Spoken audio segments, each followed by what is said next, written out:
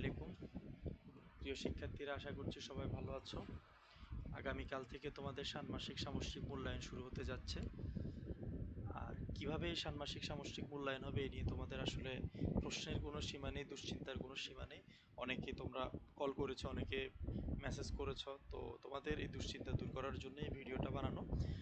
তোমরা আশা করছি এই ভিডিওটা ভালো করে প্রথম থেকে দেখার পরে তোমরা বুঝতে পারবে কিভাবে তোমাদের সামষ্টিক মূল্যায়নটা অনুষ্ঠিত হবে, কিভাবে তোমাকে অংশগ্রহণ করতে হবে এবং পাশাপাশি তোমার বাসায় কি কি করণীয় আছে বা কি করতে হবে। প্রথমে আসি আমি তোমাদের যে মূল্যায়নের যে নির্দেশনা, এটাকে আমি দুইটা অংশে ভাগ করে নিচ্ছি। প্রথম হচ্ছে তোমাদের আজকে বাসায় কি করণীয় এবং দ্বিতীয় অংশে তোমাদের আগামীকাল কি করতে হবে। প্রথম অংশে তোমাদের আজকে বাসায় যেটা করণীয়, তোমাদের যে জীবন ও জীবিকার যে বইটা আছে, তোমরা যে ক্লাসেরই হও, ষষ্ঠ সপ্তম অষ্টম নবম যে ক্লাসেরই হও, তোমাদের প্রত্যেকেরই জীবন ও জীবিকার যে বইটা রয়েছে, এই বইয়ের মধ্যে তোমরা তোমাদের যে নির্দিষ্ট তোমাদেরকে আমরা যে সিলেবাসটা প্রোভাইড করেছি এনসিটিভি থেকে, যে সিলেবাসটা কি করা হয়েছে, প্রোভাইড করা হয়েছে এভাবে। যেমন আমি এখন অষ্টম শ্রেণীরটা দেখছি, তোমরা নিশ্চয়ই সপ্তম শ্রেণীটাও তোমরা জানো, জীবন ও জীবিকার শুরু থেকে 56 পৃষ্ঠা পর্যন্ত, নবম হচ্ছে শুরু থেকে 90 পৃষ্ঠা পর্যন্ত, ষষ্ঠত হচ্ছে শুরু থেকে 58 পৃষ্ঠা পর্যন্ত, তো অষ্টমে হলো শুরু থেকে প্রথম পৃষ্ঠা থেকে 59 পৃষ্ঠা পর্যন্ত। মোটামুটি প্রত্যেকটাতেই একই রকম, যে এভাবে করে আমাদেরকে প্রিপারেশন নিতে হবে। কেমন? তো প্রথমত হচ্ছে, যেমন এই বইটাতে যদি আমি দেখি যে প্রথম তিনটা যে অধ্যায় রয়েছে, প্রথম তিনটা অধ্যায় আনন্দময় কাজের সন্ধানে, দক্ষতা উন্নয়নের জানালা, স্বপ্নগুলো সত্যি করি, এই তিনটা অধ্যায় 59 পর্যন্ত। এই তিন অধ্যায়ের উপরই আসলে আমাদের এই ধারাবাহিক মূল্যায়নটা অনুষ্ঠিত হবে। পাশাপাশি ষান্মাসিক সামষ্টিক মূল্যায়নের কাজগুলোর যতগুলো পিআই আসবে, টোটাল 60টা পিআই এবং হচ্ছে 4টা যোগ্যতা হবে এই তিনটা অধ্যায়ের উপর। তো এগুলো কমপ্লিট করা হবে আগামীকালকে। তো তোমার যে করণীয়, বাসায় যে কাজটা তুমি করবে, এই তিন অধ্যায়ের আনন্দময় কাজের সন্ধানে, দক্ষতা উন্নয়নের জানালা, স্বপ্নগুলো সত্যি করি, এই তিন অধ্যায়ের যাবতীয় যত ছক আছে, ছকগুলো কমপ্লিট করে রাখবে। দ্বিতীয়ত হচ্ছে, যতগুলো একক কাজ এবং দলগত কাজ তুমি করেছো, সেগুলোর ব্যাপারে তুমি ভালো করে প্রিপারেশন নিবে, যে তুমি যেন লিখতে পারো কিভাবে কি করেছো, কি কি সমস্যা ছিল বা কি কি ছিল ওখানে, সেগুলো। আর এই অধ্যায়গুলোতে আমরা বিভিন্ন ধরনের নতুন নতুন তথ্য পেয়েছি, সেই তথ্যগুলো আমরা একটু, যেমন পারিবারিক মজুদ খতিয়ান যখন আমরা করেছি, সেখানে কি কি বিবেচ্য বিষয় ছিল, এই বিষয়টা ভালো করে আমরা পড়বো, যাতে করে আমরা লিখতে পারি। এরপরে বিদ্যালয় ভিত্তিক অনুষ্ঠান পরিচালনা করতে গেলে কোন কোন বিষয়গুলো লক্ষ্য রাখতে হয় অনুষ্ঠান আয়োজনে, সেগুলো আমরা একটু পড়বো। এগুলো আমাদেরকে একটু পড়তে হবে। এছাড়া দ্বিতীয় অধ্যায়ে যদি আমরা যাই, সেখানে দক্ষতা উন্নয়নের জানালাতেও এই ধরনের অনেক ইনফরমেশন ছিল। কি কি পেশা নতুন আসছে, কি কি পেশা পুরনো ছিল, কাজের ধরন কিভাবে পরিবর্তন হয়েছে, দক্ষতার পরিবর্তন কিভাবে হলো, এই বিষয়গুলো কিন্তু তোমরা পড়েছো, তো করেছো তোমরা এগুলো। তো ভবিষ্যৎ পেশা সম্পর্কে এখানে ধারণা দেওয়া হয়েছে, এগুলো পড়বে। আর কি কি পেশায় কি কি দক্ষতার প্রয়োজন হয় পেশাগতভাবে, সেগুলোও ছিল, এগুলোও পড়বে। কেমন? তারপরে আমাদের দক্ষতা অর্জনের জন্য কোন কোন বিষয়গুলো জরুরি, যেমন মৌলিক দক্ষতা, কারিগরি বা প্রযুক্তিগত দক্ষতা, এগুলো পড়বে। তারপর হচ্ছে কারিগরি বৃত্তিমূলক শিক্ষায় ক্যারিয়ার গড়া, এইসব বিষয়গুলো যেখানে ইনফরমেশন আছে, তথ্য আছে, সেগুলো একটু ভালো করে পড়বে, যেন তুমি লিখতে পারো। তারপর তৃতীয় অধ্যায়ের মধ্যে অনেক গুরুত্বপূর্ণ ইনফরমেশন ছিল, যেমন প্রযুক্তি নিয়ে অনেকগুলো প্রযুক্তির নতুন নতুন বিষয় আলোচনা করা হয়েছে। তোমরা নতুন নতুন প্রযুক্তি সম্পর্কে জেনেছো, এগুলো পড়বে ভালো করে, যে এখানে কোন কোন প্রযুক্তির কথা বলা হয়েছে বা নতুন কি প্রযুক্তি আসলো।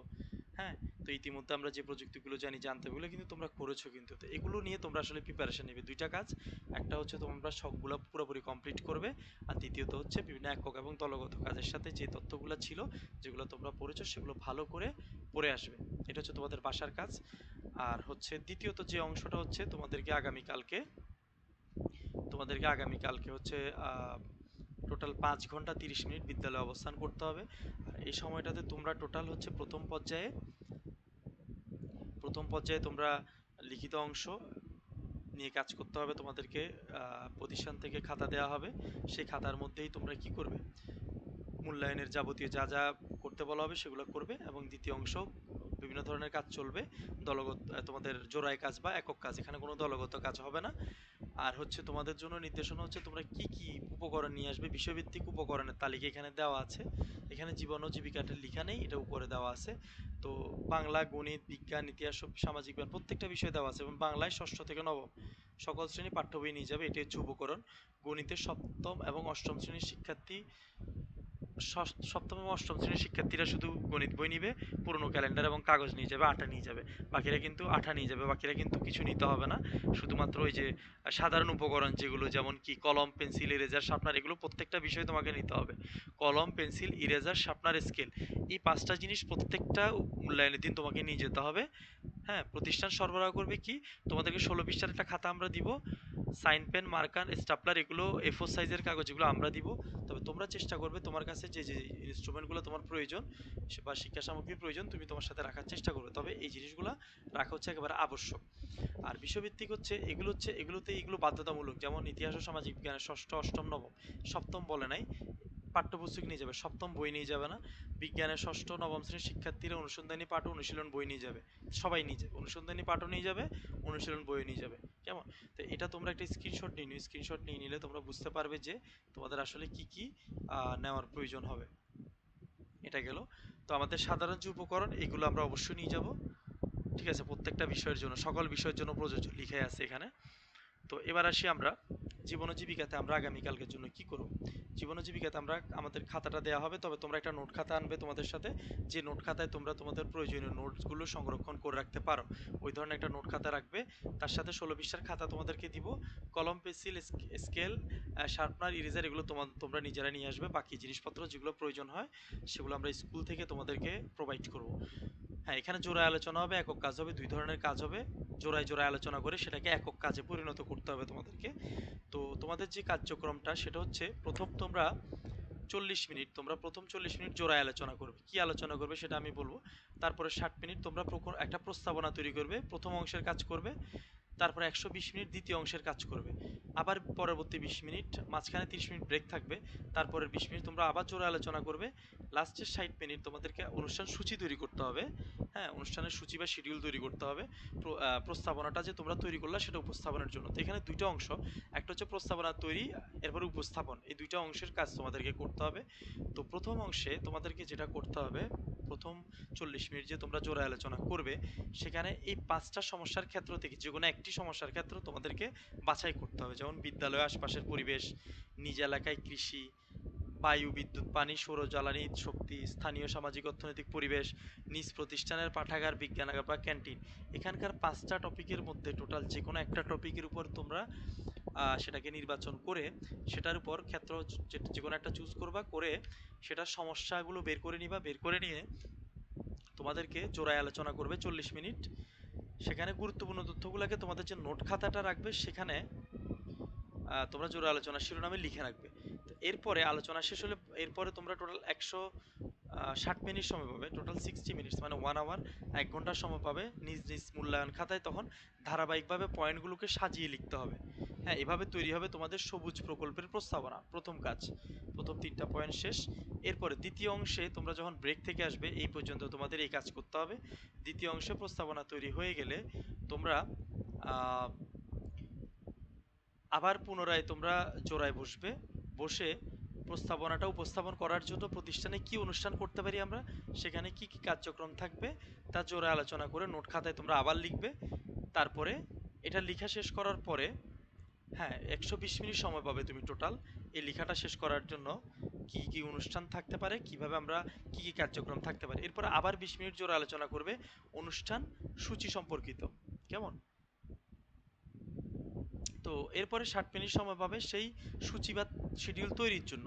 শিডিউল বা সূচিটা তৈরি করবে, কিভাবে তোমরা উপস্থাপন করবে। এই হচ্ছে তোমাদের ওভারঅল আগামীকালকের কাজ।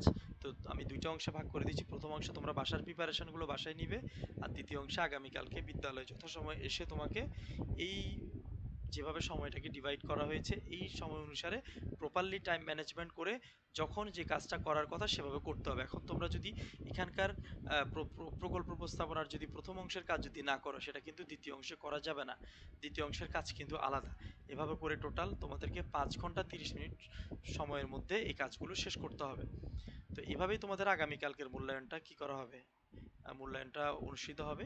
আর যাবতীয় যত প্রকারের গাইডলাইন আছে সেগুলো তোমাদেরকে দিয়েছি। প্রত্যেকটা বিষয় এভাবেই হবে, প্রত্যেকটা বিষয়ের জন্যই উপকরণের তালিকাও দেওয়া হয়েছে।